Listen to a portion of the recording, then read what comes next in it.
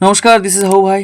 তো আজকে চলে আসলাম জিকের একটা পার্ট, ছোট্ট পার্ট, প্রোটোজোয়া ও ছত্রাক গঠিত রোগের নাম। আমরা আগে ব্যাকটেরিয়া পড়েছি, ভাইরাস পড়েছি, আজকে পড়ব প্রোটোজোয়া বা বলা হয় আদ্য প্রাণীবাহিত রোগ, যেমন মশা মাছি দিয়ে ছড়ায় আমাদের। কেমন কেমন রোগ আছে এবং মনে রাখার উপায় কী কী আছে? মন পাগল পাগল করে শোয়ার জন্য, ওকে। এখানে ট্রিক্সের মধ্যে কটা রোগ আছে, আমাদের 4-5টা রোগ আছে। কী কী রোগ? ফার্স্ট আছে ম্যালেরিয়া, তারপরে কি আছে আমাদের ম্যালেরিয়ার পরে আছে আমাদের পায়রিয়া, তারপরে আছে আমাদের পেচিস, তারপরে কলেরা, তারপরে কি আছে আমাদের ঘুমানোর রোগ যাকে বলা হয় হাইপারসোমিয়া। এবার পায়রিয়া রোগটা হয় মানুষের দাঁতে, ঠিক আছে।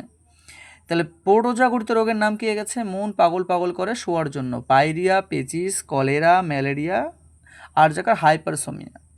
আর কি আছে আমাদের ছত্রাক গঠিত রোগ? কী কী আছে? গাঞ্জা, দাঁত খাই, ফুট, ওকে। এটা হলো ট্রিক্স। আর মানগুলো কি আছে? গাঞ্জা পাঞ্জা টাক পড়ে যায়, এখনকার জেনারেশন সবচেয়ে বেশি প্রবলেম হলো টাক পড়ে যায় বা চুল ওঠা। 2 নম্বর আছে দাঁত, যেটা আমাদের জায়গা জায়গা চাকা চাকে হয় না, ঘামাচির মতো, সেই দাঁতটা। খাজ বা চুলকানি, যেটা আমাদের মানুষের ত্বকে হয়। আর একটা আছে অ্যাথলেটিক ফুট, যেটা মানুষের কী হয় অনেক সময় গাছের গুঁড়ির মতো পায়ের মানে পাটা হয়ে যায়, ওকে। তো ট্রিক্সগুলো মনে রাখো, আরও ট্রিক্স নিয়ে আসবো জিকের, যারা তোমার মনে রাখতে সহজ হবে তোমাদের। ওকে, আজকের জন্য এটুকুই। ভালো থেকো, সুস্থ থেকো, গুড ডে।